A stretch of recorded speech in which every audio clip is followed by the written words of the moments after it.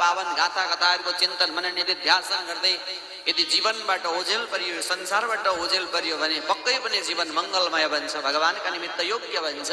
होइन भने यही संसारमा रुमलिनुपर्छ, यही संसारमा जन्मिनुपर्छ, यही संसारमा दुःख र कष्टमा भोग्नुपर्छ, काम क्रोध आदि वासनाहरूको बन्धनमा पर्नुपर्छ। त्यसले गर्दा हे राजन, अन्तर्मन पवित्र बनाएर सारा चराचर जगतमा एकमात्र पूर्ण ब्रह्म परमात्मा भगवान श्रीहरि व्याप्त हुनुहुन्छ भन्ने विचार गरेर, त्यो भावना जागृत गराएर श्रोतव्य कीर्तितव्यश्च स्मर्तव्यश्चेच्छतात् भयम्।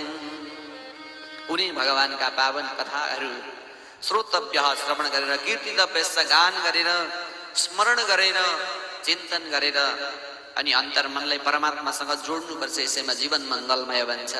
राजन, आफ्ना अन्तर्मनमा भएको त्यो हरिलाई जागृत गराउने प्रयास गर्नुपर्छ। सुसुप्त अवस्थामा रहेको चेतनालाई जबसम्म जागृत गराउन सकिँदैन तबसम्म जीवन कहाँ जीवन रहन्छ र हजुर।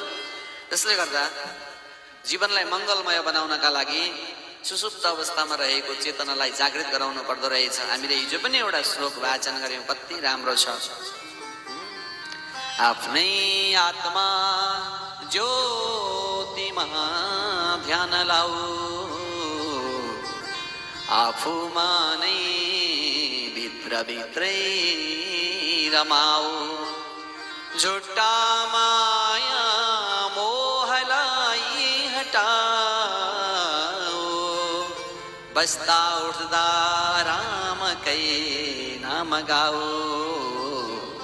बस्दा उठ्दा रामकै नाम गाऊ। झुट्टा माया मोह बन्धन काम क्रोध आदि वासनाहरू सबैलाई किनारा लगाउँदै अन्तर्मनमा परमात्मा प्रतिको सद्भावना सद्विचारलाई जागृत गराउन सक्यो। हर पल हर क्षण भगवानको नाम सुमिरन गर्न सक्यो भने त्यतिकै त जीवन मङ्गलमय बन्छ। थोरै समयले पनि दिव्य पदलाई प्राप्त गर्न सकिन्छ।